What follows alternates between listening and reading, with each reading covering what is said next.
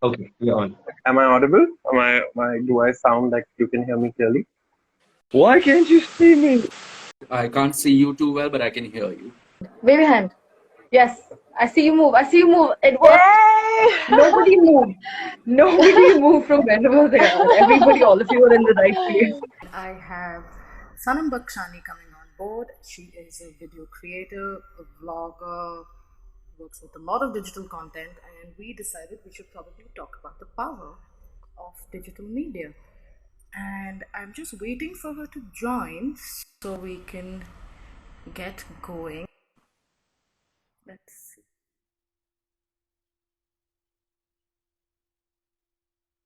Could take a while. I hope all of you are happy, healthy, doing great. Hi. Hi. Hi. What's up? How are you? Good. I've put my phone on a blender, so I'm just waiting to like frame a little bit so it works. Good. My phone is pushing down my earphones right now, so I hope it doesn't. Yeah, no. As long as there's something behind it, I think it should Yeah. be good. So, how are you? I'm great, man. How are you? How are you doing? Good. Good. I'm a little tired, but I think I'm doing okay with taking it one day at a time, trying to do a few things here and there. So it's worth it. So for the people who don't know much about you, for example, the people who are watching from my end, also, could you introduce yourself and tell us a little more about what you do? Okay. I'm a 21-year-old vlogger. I started making vlogs in 2019, in the beginning of the year, and that just became something bigger than it started out, and it's still got a very niche audience, but it's my baby, and I really do love making the vlogs. And now in this lockdown and stuff, I didn't have anybody to film for the vlogs, so I started making content on my own, and that led from one thing led to another, and now I'm on your Stories with Shastri. Oh, damn, it's great. I've been watching them whenever I can, and I really like what you put out. And Yeah. for the people who don't know what vlogging is, how would you describe what a vlogger does? Okay, so a vlog is essentially a video log, right? So that was my motive with the vlog. I wanted to document my life, but I only wanted to like put out the happiest, funniest, silliest moments that I had, and that's how I wanted to remember the year. So I decided that I'm only going to do it for 1 year, but I just continued because I've got so used to it.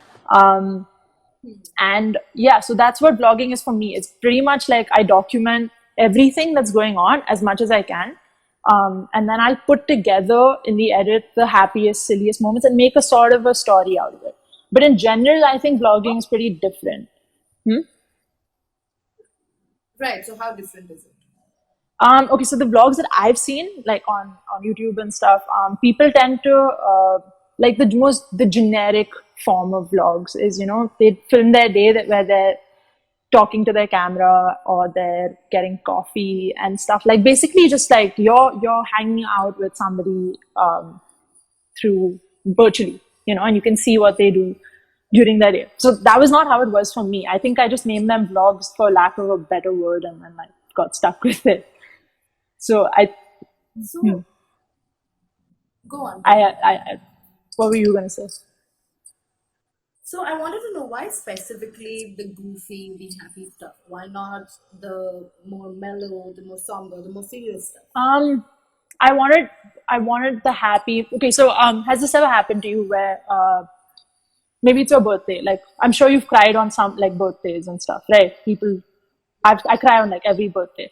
So it's like if I go back and think, oh, that birthday, or I cried, you know, it's like that emotion is so strong that's how you remember that day. Even if the rest of the day was like happy and stuff, you'll always remember that, hey, I cried. So I just feel like, you know, that emotion is so strong. If I can put all the happy stuff into a video, maybe it makes the emotion of whatever was happy stronger than whatever was sad. And then when I remember those times, honestly, like, I think it helped me so much as a person. And I'm sure that it's helped a lot of people like in college and stuff as well, because they have told me that, you know, oh, we saw this vlog and I can't, what a throwback and stuff like that. And they're not going to see what happened to us in college, or, you know, them getting into trouble, or any sad days. They're going to see all the happy parts. So I feel like it's really important to remember those. And that's why I want to and it doesn't mean that I don't say serious things. I made a whole vlog about how tough vlogging is. And it was really depressing. It was really sad. Like, I don't watch it. I don't like to watch that one anymore. But I did make something out of it because I did want to convey that emotion. Right. Have you watched Sound of Music? No.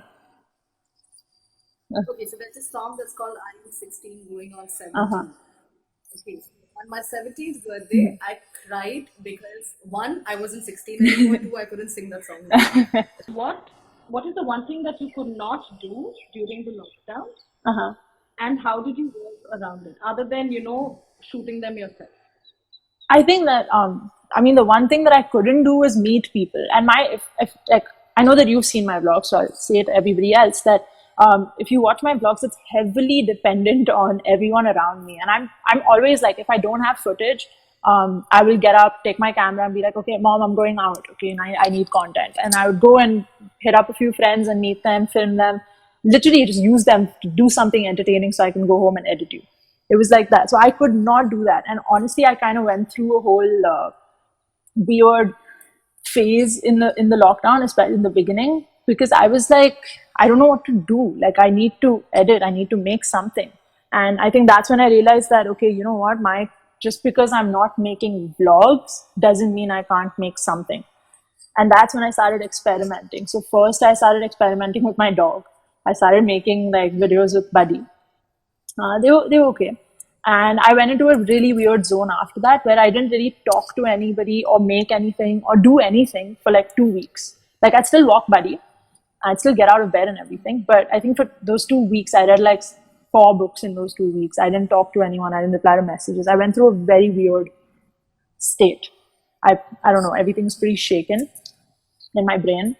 And then I don't know what happened. I just kind of bounced back, you know. I was like, you know, I'm going to make something. Like, I don't know what I'm going to make, but I'm going to make something. So I got TikTok. I learned how to use it. And then I caved and I finally got it too. What was that like? Well, when I first got it, it was like, I don't know how to use this, you know, like, I don't know what to do. Then a friend of mine really helped me. She sent me like screen recordings on the basic functions.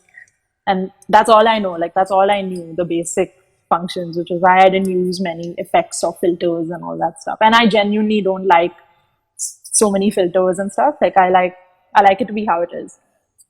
So, like, even if I had to show 2 different characters, I just wear different clothes. So, I started making stuff, and once I started making stuff there, people started telling me that, oh, you can act, oh, you have nice expressions, and I'm like, really? Thank you. And then that kind of, you know, I just felt like making more, because in the end, I felt productive, and I felt like I was doing something. And then came that whole video that went viral, and then I deleted Instagram, and then I got back. Yeah. So speaking of that video, I did show you the kind of influence. So for those of you who don't know, Sanam created a video which basically debunked common thoughts or common stereotypes that people who don't understand what feminism means have. And did you realize that you had such an influence with your work? No, I did not. I really didn't think it would go viral. Honestly, I didn't think when I was making it as well. It was very fast. Everything happened way too fast. It was like my friend sent me a text in the night. I was like 2 a.m. and she's like, hey Sanam, what's your take on this video? And I'd seen this video around, but I never watched it, because even when I'm on social media, I don't consume so much. You know, I look at memes and I go to sleep. So she sent me this video. I clicked on it and I watched it, and my brain was like, why did you say that? Like, what? And then I left it. You know, in the night I couldn't sleep. And I was like, you know, I was in bed and I was like, I want to make something. So I just said, you know what, Sanam, you're not going to make anything, because I never get into controversy. Like, I'm always just happy, funny rubbish. You know, I don't like to get into these things. But I still just noted down a few jokes, a few points that I had. And I was like, Sanam, see what you're going to do tomorrow now. I went to sleep. The next day I woke up and I'm like, you know what? somebody must have trolled that girl. So I check out her comments. All of them are supporting her. I said, huh? And then I was like, is everybody tripping? Or like, what's happening? And then I find out from here and there that she's deleting comments. I said, okay, that means somebody has made a video. So I find videos. They have made videos. Very well explained videos. People are like, it's very clear what they're trying to say. But everything was in English. It wasn't, I was like, how do people who watch her video, how are they going to get it? What are you saying to the masses? Like, you're telling people, like, I will watch this video and I'll be like, oh yeah, I agree with you. But there are also people watching her video and being like, oh yeah, I agree with you. So how do you just show them your side of the argument? After that, do whatever you want. Like, you can't force your opinion on anyone, right? So how do you just convey it to them? So I said, maybe a little more massy language and some humor. Because I think humor really brings out a lot of things. If you laugh about it, it means you've acknowledged it. So I wrote down a bunch of things. I called my friends and I was like, hey, is this funny? Is my Hindi correct? And I got it. I ran it by a few people. That night, again, I slept at 5 because I made this video. I sent it to a few people the next day after editing it. And I was like, is this good? And they're like, yeah, it's really good. I sent it like 10 people. And they were like, yeah, go for it. Posted the video in the night. I read dinner. I come out and I'm like, my phone is like, boom, boom, boom. I'm like, what is going on? And in like, it just, I don't know what happened. And the next day when I woke up, it was like 20,000. And I was like, okay. And then that night, my friend took my phone and he's like, he put the notifications off. Like, he's just like, just don't look. And I said, yeah. Then I deleted Instagram. And I went back. Why? I went back like after a day or two. I just ignored it. Why did you do I don't want to consume so much. Like, it was too much. It was like being thrown at my face. And I mean, the hate and all is fine. I don't even know how to receive love. I need therapy. Like, I couldn't. I think that's a problem, no? With our entire generation, we don't know how to take. Yeah, we don't know. Yeah, like if somebody is like, I hate you, I'll be like, you hate me because you ain't me. But if somebody is like, I love you, I'm like, okay, thank you. Yeah, like what do I do? Okay, cool. Thanks. Yeah, But exactly. I get it. I get what you mean very well. So how would you describe a viral video? Because say, for example, like 5 years ago, right, a viral video was something that had over like 1 million views. That made it viral. So what do you think makes a video viral now? Honestly, Because right now there's stuff that's going up to like 100 million and stuff like that. So that's why. I don't know, honestly. I think my whole thought behind what makes a video viral is pretty warped up because of the kind of videos that go viral. Hello friends, chai pee lo. Viral. Yeah. I have never watched the original. She just says, hello friends, chai pee lo. That's the original video. That's all she says. That's all she says. And she drinks tea. So, I mean, I feel like anything can go viral. If you talk garbage to a camera, it will go viral. If you say something controversial, it has the possibility of going viral. So I think that now in this day and age, it's and especially now, while the world is locked down and everybody is on their phones, I think a lot of things have the potential to go viral that didn't before. Right. And do you feel like because of that one video going viral, you have a sense of pressure to create relevant content and not the goofy stuff? Well, no. I think I was very clear about that in my head. When people started messaging me, and I got like a lot of message requests, and a lot of people were even telling me like react to her other videos and stuff. I didn't even watch them. I was like, look, this is not me. Like, this was something I made. Sure, if I feel strongly enough to make something like this again, I will. But this is not what I'm about. I'm about the vlogs. I'm about funny stuff. I'm about a lot of humor, a lot of, rubbish comedy. And that's what I'm going to put out. So I'm not going to cater to anybody, Like, so if you want that from me, okay, cool. But I'm not going to make it just because you want it. I feel like I lose sight of myself and what I like to make. Right. And speaking of catering, with over time, with using our phones and there being so much information out there that you don't know what to pick from or what to take or something. You take a break from just looking at your phone because it's tiring. I've done that. I'm sure you I do it every day. I'm sure a lot. I do it every day. I delete Instagram every single day.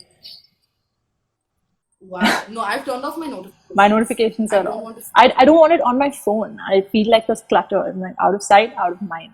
Don't want it. Yeah, I'm just waiting for these live streams to end because I plan on ending them on Instagram startup. I'll only put it up, reinstall it every time to just put up something and Yeah, bounce. exactly. That's exactly what I do. I put something up, I bounce. The next day I come back and I reply to the comments or whatever. Yeah, but over time, Mm-hmm. our attention span with seeing something, like even when I started these streams, now Instagram gives me a timer for an hour, Mm-hmm. right? And then a bunch of people saying nobody's going to sit and watch for an entire hour, Uh-huh. which is true. Mm. And some people have, which I'm very grateful Mm-hmm. for. But then our attention spans are dwindling to the point of it's like it's worse than a goldfish, and that's saying a lot. A goldfish has a memory of 7 seconds. Yeah. We have a memory of like So they 4 to say, 5. yeah, no, they say this thing that when you're creating content for social media, you have to remember that the attention span is 3 seconds, Uh-huh. and the first 3 seconds that person has to engage with your Uh-huh. post.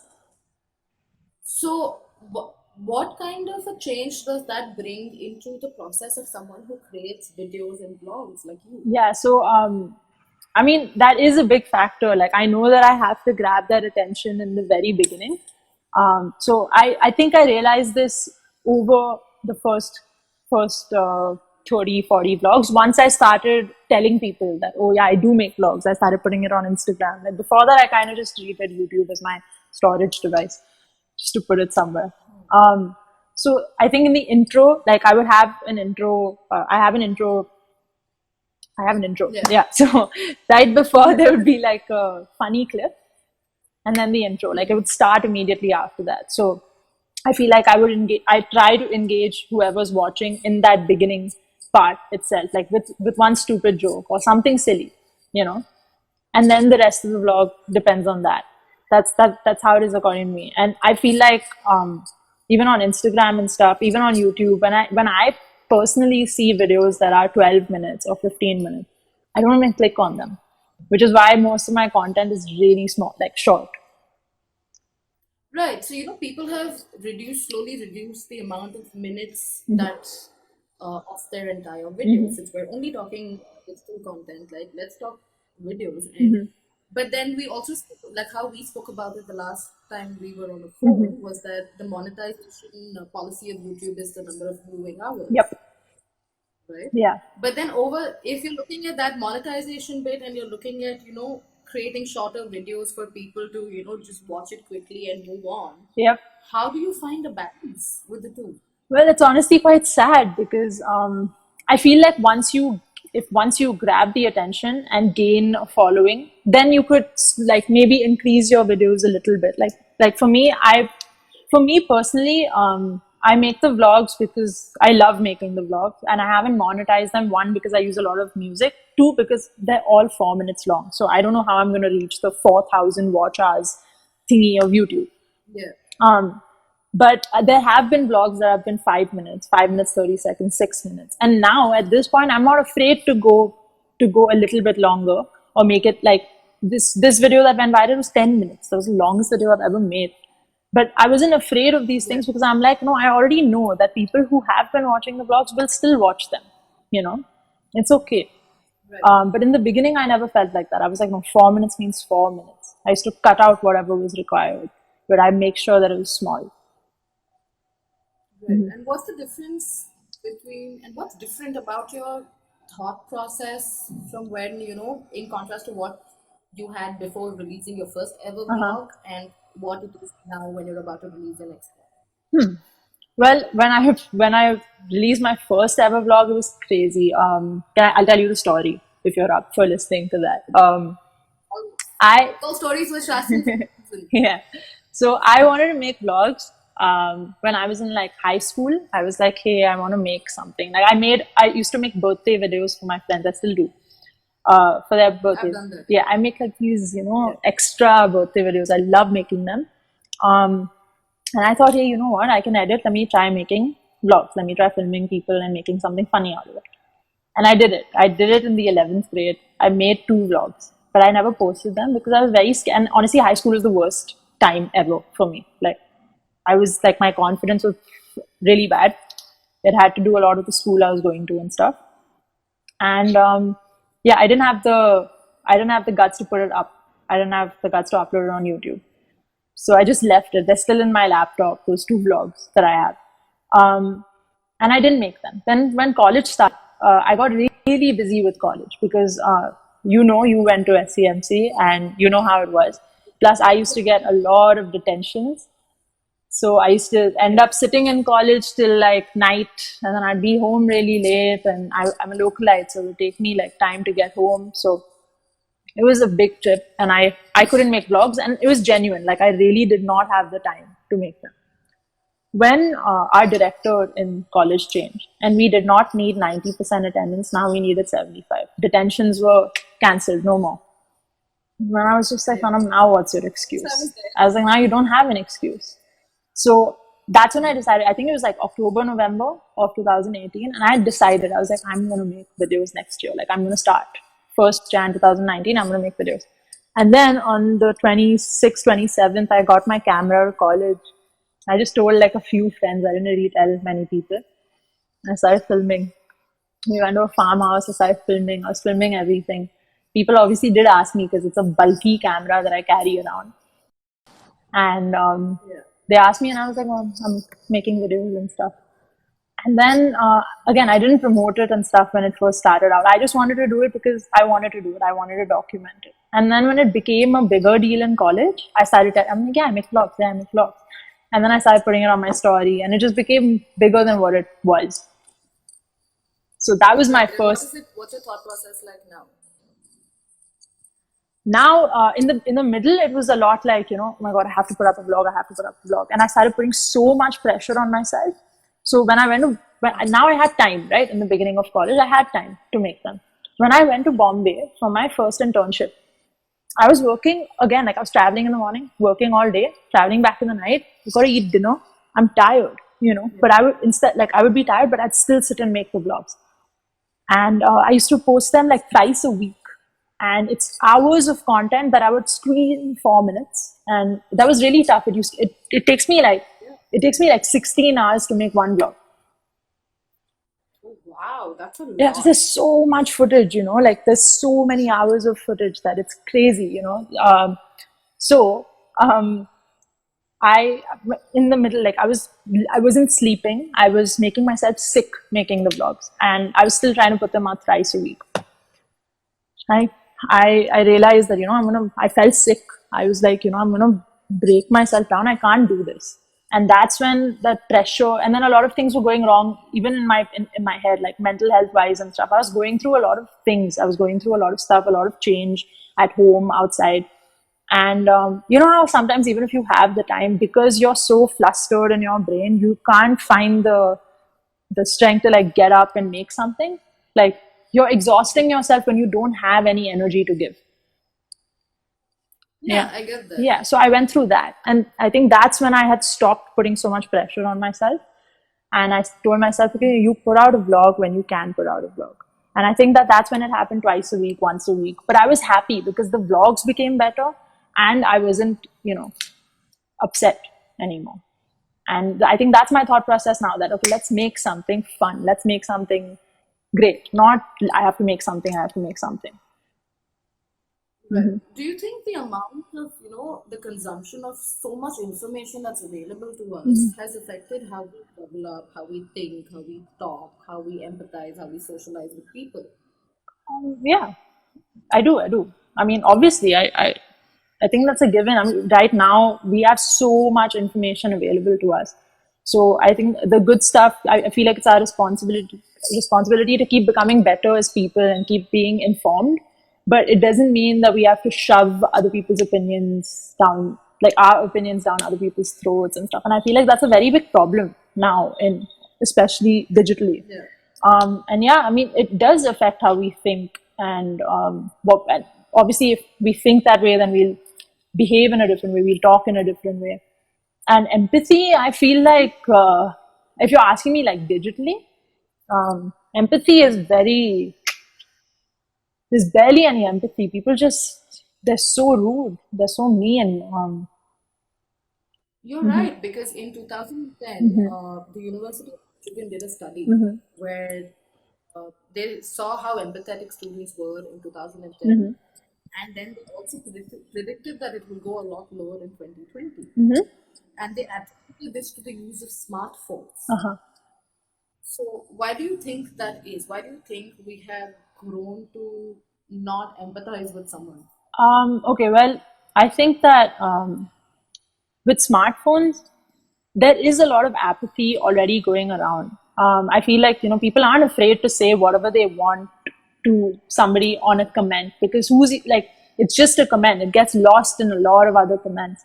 But there are people who get affected reading those comments, and they don't care about that, because for them it's like, 1 second I've commented, I don't care, I'm going to go and comment on somebody else's post. That's the whole troll culture, and it's pretty sad. Like, I mean, I would say, don't say something to somebody that you wouldn't say to them to their face, and I think it's pretty silly. Like, I think it's sad that people have this outlet, and they don't realize that they're affecting other people with this outlet. And apathy is kind of, if you think about it, it's kind of like taught to us from a very young age. Like, when I first came here from Malaysia, right, I was in a rickshaw, and a beggar came, and I started crying, because I started feeling horrible that this person is begging and doesn't have shoes, and I have shoes and I'm not begging, and I'm in a rickshaw, and I was crying. I was like a kid. I don't know, I just threw a fit, and I was like, help this girl. She had a bowl and stuff. And then, it's like taught to you as you grow up that no, this is a network. Don't give them money. Feed them if you can, stuff like that. And you see how we just put our windows up in cars. We don't even look at them. You think that if somebody if somebody from Malaysia comes here, like somebody I know, if I bring a friend over here and she sees this happening, it's gonna affect her, because this doesn't happen elsewhere, or not as much. So I feel like that apathy is really, it's something that we grow up with, and it obviously everything has an outlet, right? So it just comes out in different ways. It's like projection in a way, sort of. I think the whole thing about commenting without thinking about it is something I had to consciously unlearn. When I was in school, there was this one boy who nobody liked, and it was common knowledge. But then, and I did, saying really mean things to him on Facebook, because he was going at it for me. So I was like, I'm going to clap back. And many years later, I realized that was not okay. Yeah. So I went and apologized to him. Makes sense. But then a lot of people don't have that. Have you ever had that moment of having to unlearn what you put out? Yeah, for sure. A lot of that. I mean, with like stuff online, I feel like I try to be as careful as I can to not be rude and stuff. Even in the vlog and stuff, I would be careful with anything controversial and stuff that I put in. But I know that I've made such mistakes as a person, and I was younger, and I didn't think too much about it, So I feel like this was taught to me in the first grade in school in Malaysia, and it was like, if when you say something to somebody, put yourself in their shoes and think, how would I feel? And that used to be very natural to me. That kind of got lost along the process living here, and then I think I just kind of got that back, like.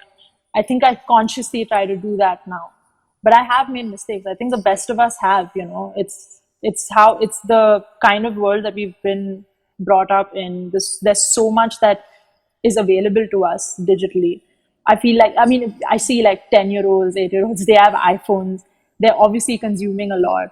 And I had a Sony Ericsson flip phone, which I used to turn around and take videos and stuff with, Yeah.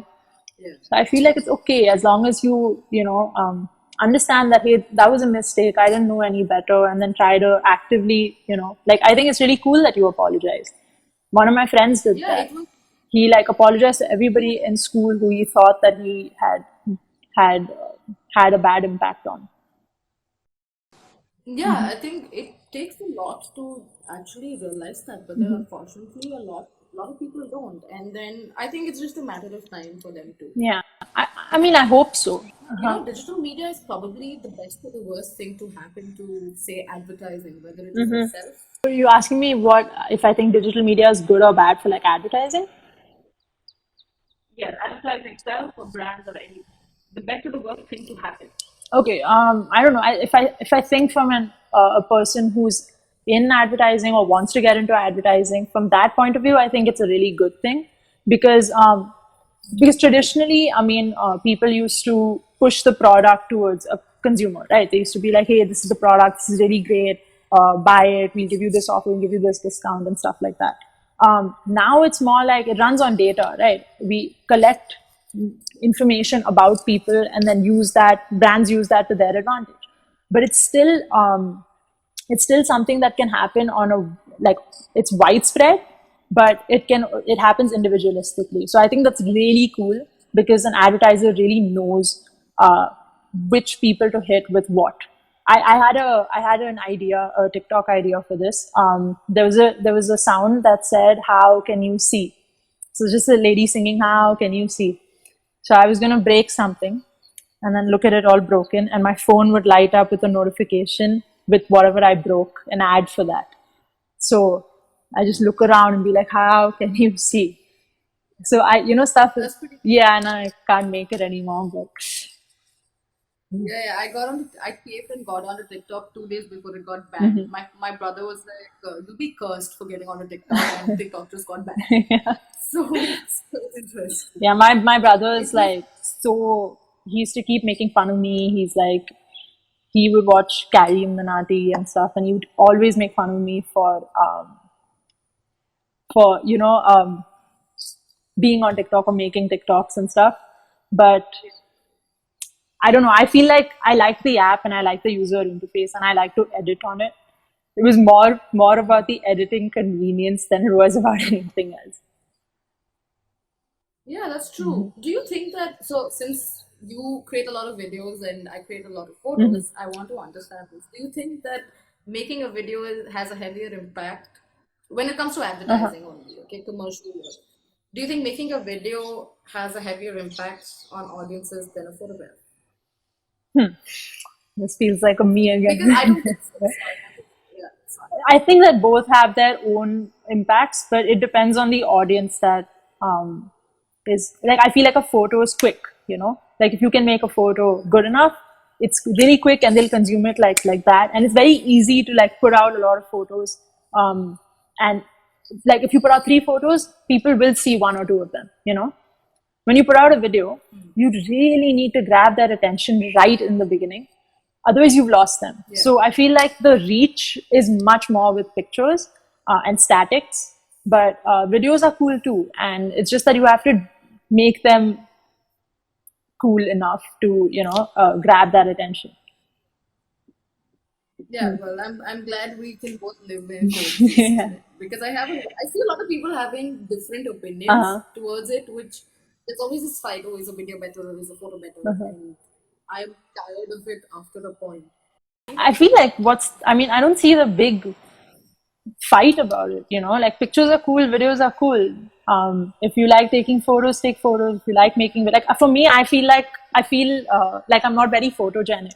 So not all of my pictures come out nice, and that's why I don't really post a lot of pictures. I like taking photos, but then I like taking them with a phone. Like I'm not good with my camera, and I know that I vlog and stuff, but I still don't know how to use my camera. And it's been like over a year.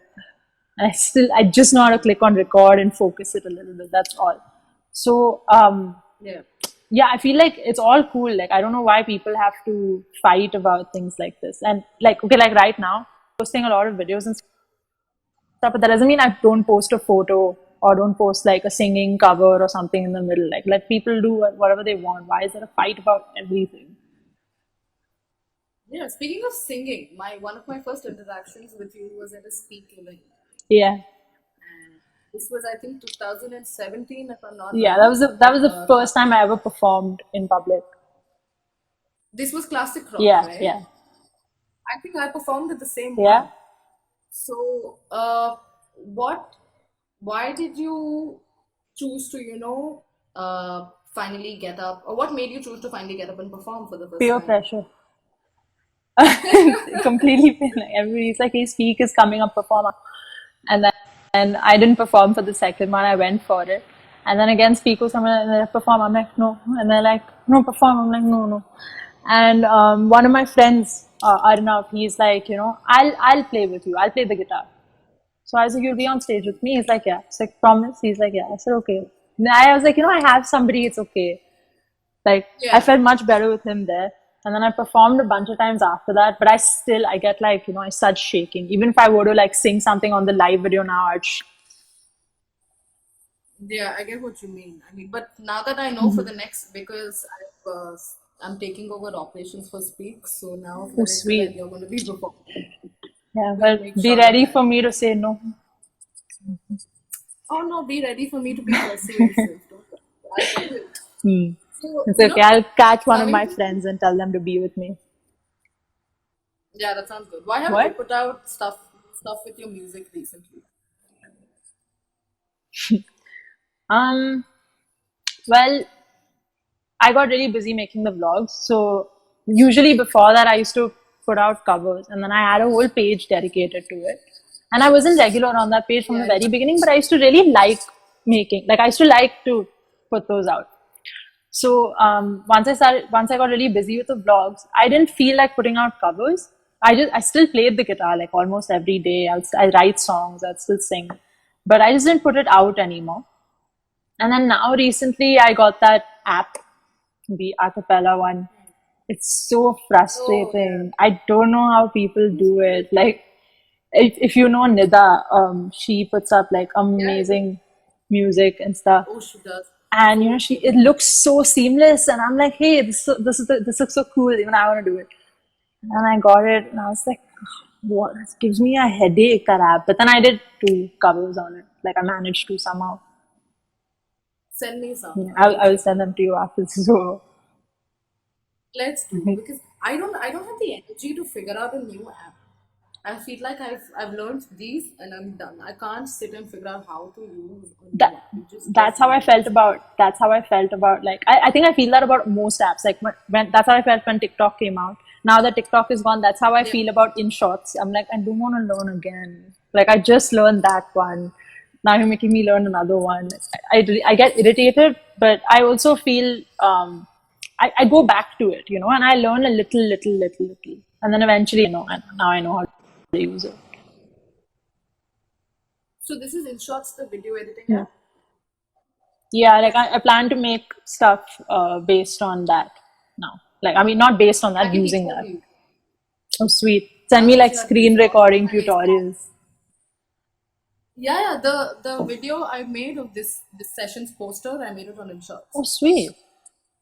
I mean, I plan to make the kind of content that I've been making, like the type of TikToks I'll be making. So I was thinking I'll just find sounds from other places or songs and stuff, like a little more effort there, and just edit those and make the same type of videos, because I can still put text and everything, right, in shorts. So just try to do that. Like all these ideas that I could not make, at least make those and then see what to do after that.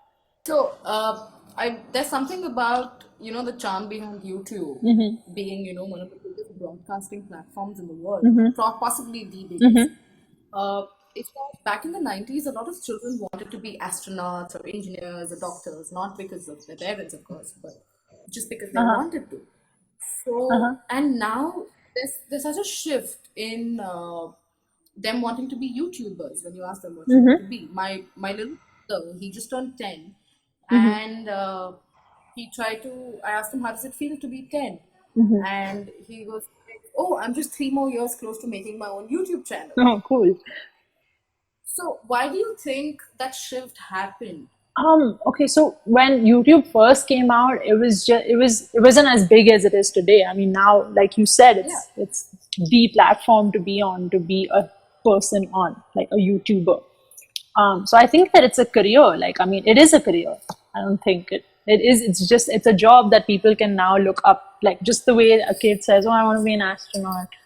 When I was a kid, I said YouTuber. I was like, no, I want to make stuff. Like, I want to make content. And I didn't know what. I didn't say YouTuber. I just knew that I want to make videos. And I didn't really act on that. Again, probably because I was brought up in that way, where my parents or my grandparents used to say, hey, no, you got to do this and you got to do that. But I was always a rebel for like kicks. So I kind of just, no to everything. And mom still says that about me. She's like, you always just want to argue and always just want to disobey. And I'm like, yep, deliberately. Like, I don't want to do it. I don't want to do it. Like, I'm stubborn. So I'm pretty glad that I finally did get put my stuff online. I'm really honestly glad that I could do that. So yeah, I think that it's pretty cool that kids think, hey, I want to be a YouTuber, because it's like just validating the fact that, hey, this is a viable career option now, you know? Right, Yeah. which is brilliant. But then on the same side, when you spoke about children consuming so much data with all the screen time and all of that, it is not healthy for adults like us as Yep. well. So, do you think that is going to get worse? I think so. I think that I think we're all addicted. Most of us, not even like all of us. Most of us are addicted, and some of us acknowledge it.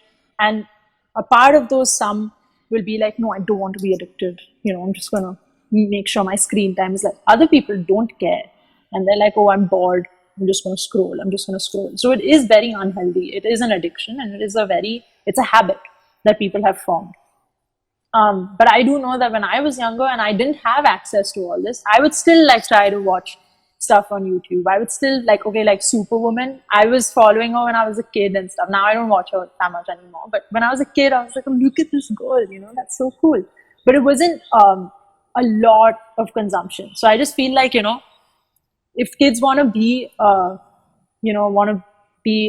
this platform, and if they do hit it off, they become an opinion leader, and they have an influence. So I think I feel like more like people need to talk about that more, that, you know, you have a say and people will listen to you, you know. So you have to be careful with what you say, and try to put out good things. Because I'm just going to give an example. Carrie Minati roasted TikTok. And what happened, man? I mean, okay, fine. I agree that platform had its problems, but which platform doesn't have its problems? I mean, there is garbage put on YouTube and Instagram as well, you know? And I feel like the people on TikTok, forget the app, the people, they were making stuff and they were being ridiculed for making stuff. Like, everybody has their own way of depicting whatever they want to depict. And I think that's like, let them express themselves the way they want to, you know. You don't have a say in everything. And if you don't like it, nobody is asking you to consume it. Yeah. Nobody's putting a gun to your head and say, watch my video, and then make fun of it. If you don't like it, leave. There's so many other videos on the internet to watch.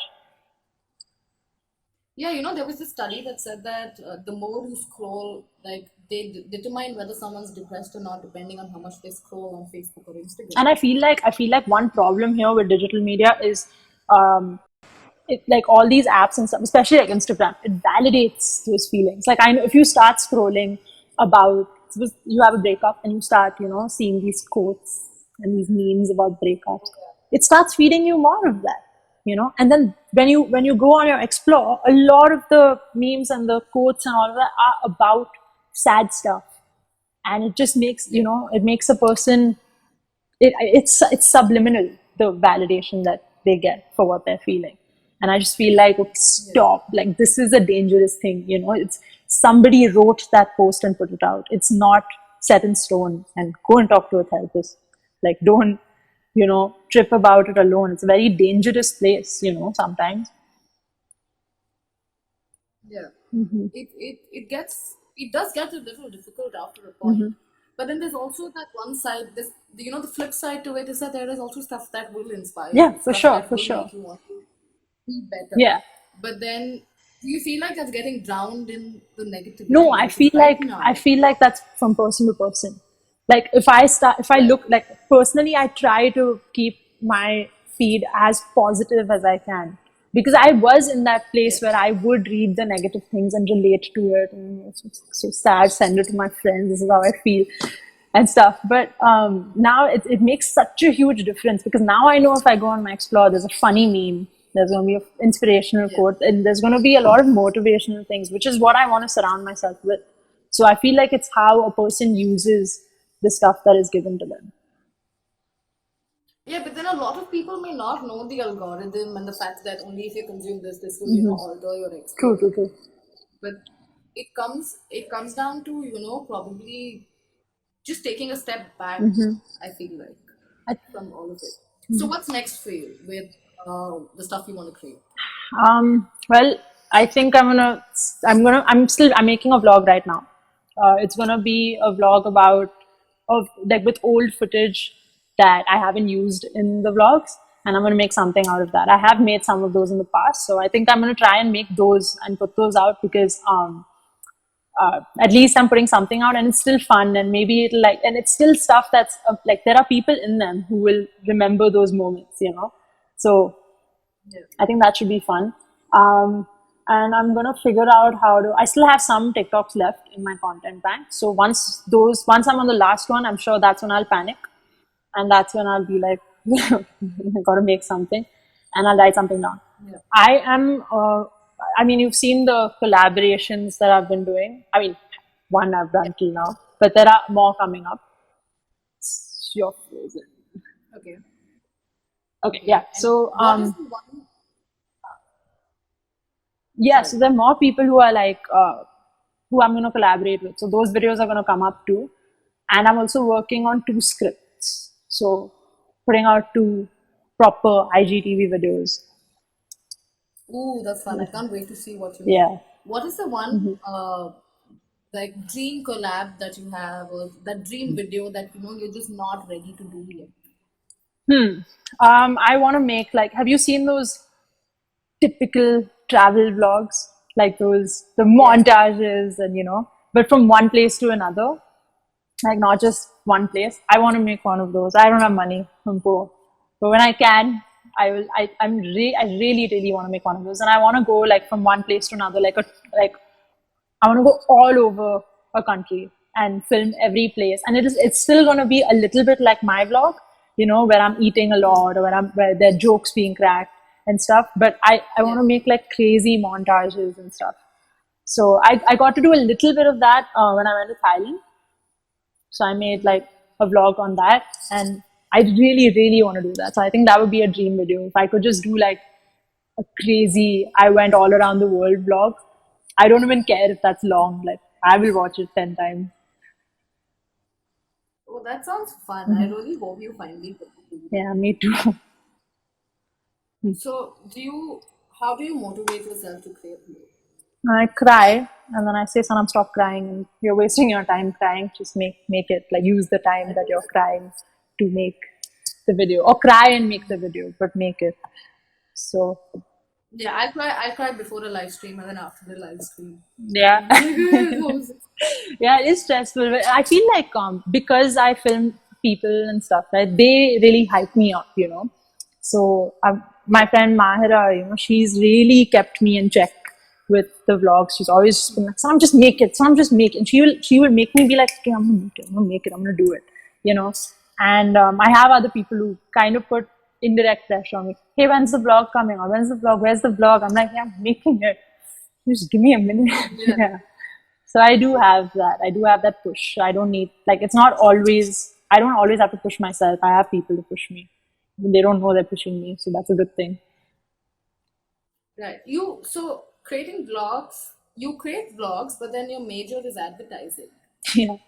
So why did you create that dichotomy within yourself?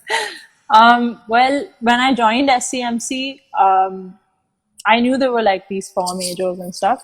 And in the second year, I hadn't made vlogs yet. I hadn't started putting them out yet. And that's when we had to choose between filmmaking and journo or ad and PR. And I chose ad and PR. And I was like, okay, I'll get into advertising. Should be fun because it's still using a lot of your creativity and stuff, right? So I got into that. And then I started making vlogs when I was already in those, and you can't switch back. I couldn't go to filmmaking, but I don't regret it. I feel like now I have knowledge about that too, and I have knowledge about content on my own. And I've had classes like ad filmmaking and stuff. One of the best classes that I've had in college. I loved that class. So I feel like I have a little bit of everything, and I think that's a good thing. Jack of all trades. It's a good thing. Yeah, but I personally have this fear of being a jack of all trades and master of none. But then sometimes it's always that, or sometimes it's okay, I can do so many things. Exactly. Do you know that the entire quote is jack of all trades but a master of none? Is at least he can do everything. At least he's not bound to one or something. I don't know what the entire quote is, but that's what it means. The entire quote means it's better to be a jack of all trades than just be good at one thing and not be able to do anything else. So I didn't know that. yeah, it's they only distributed the first line. they do that with so many other quotes, like blood is thicker than water. That's not what it means. It means the blood of the covenant is thicker than the water of the womb. It means that relationships formed by choice are stronger than the relationships bound by blood. Oh, that's the complete opposite. A lot of these quotes are the complete opposite of what they mean. Wow, I did not know that. I learned something new. I'm going to check this out. Very soon. I'm sure I'll send you Do you like a have- thread or something if I find one on Instagram. Yeah. Send. I'm more than happy to read Mhm. it. Do you feel like how do you find it difficult to introduce yourself to someone? A little bit. Like, in an interview. In an interview when somebody says, tell me about yourself, I'm like, dude, I don't know, man. I'm a person and I breathe and I eat a lot. And I make videos, and please ask me a different question. Like, I don't know what to say. But like, I don't know. I've always had a thing about me, which I think has become much better over time. Like, my opinion of myself has jumped up last year. In fact, it didn't even jump up when I was making vlogs, like in the beginning. Last year, the first time I went to Bombay, I really changed as a person. Like, I just flipped because I was living on my own with my friends, but finally doing my own thing. I wasn't, at home and stuff. And you kind of just realize so many things when you remove your parents from the role of your parents and you see them as like human beings. You're like, oh my God. Like a lot of things come into like a very different perspective. So Yeah. I feel like it's more liberating also in some sense. It's liberating here. It may not be liberating outside, but I feel like if you're on your side in your brain, or you're friends with yourself, like if you can say I got you to yourself, you're good. Like I would never want to go back to pre 2019 April Sanam. I would never want to go back to her. Now that I know a different side of it. Like you've seen me you've seen me at Speak, you've seen me at Elephant and stuff. Yeah, you've seen me in all these places, so I'm sure that. Can you see me? Yeah, I can hear you. Yeah. So I mean, you've seen me in all of these places. I'm sure you can see that there is a difference in me now. Yeah, there is. I see a stark difference in how I felt like you were a lot closed off. I was very. Which was what 3-4 years ago, I think, easily. And then seeing you at college, and I was like, oh, I've seen this girl before. And I was trying to rack my brain with where have I seen her, and then I realized that you were in the Speak video, and I took a video of you, and I took photographs. Yeah, I saw you running around taking photos everywhere, and I was like, this was fast. Jumping around like a monkey. Yeah, because I remember I even spoke about you. I didn't know who you were at that time, but I just spoke about you to the person sitting next to me. I don't even remember who was sitting next to me, one of my high school friends. And you were near like the stage in the corner, and you were taking a photo, and I was watching, and then like it was a couple of seconds later, and you were behind me taking a photo, and I said, where did this girl come? She was right there, like super speed. That was my first impression of you. I was like, that girl is fast. Yeah, but I feel like I've grown old. I can't do that anymore. Yeah. My back hurts. but yeah, that is going to happen. But anyway, I hope you create some more beautiful stuff out there. I hope you don't let the fact, because I know that your work is going to reach far and wide. I hope so. I hope you don't let that affect you as much. Yeah, I won't. This stuff doesn't affect me. I'm glad. Thank you so much for coming. I hope you had a good I time. did. Okay. Bye. Okay, bye. Okay, so that was Sanam Bukshani. I hope you guys had a good time. I hope you enjoyed yourselves. If I can do better, let me know how. If there's anything that you think can be changed about the way I do this, I hope you let me know. If there's someone you think I should bring on, let me know. This is Stories with Shastri. This is take 27.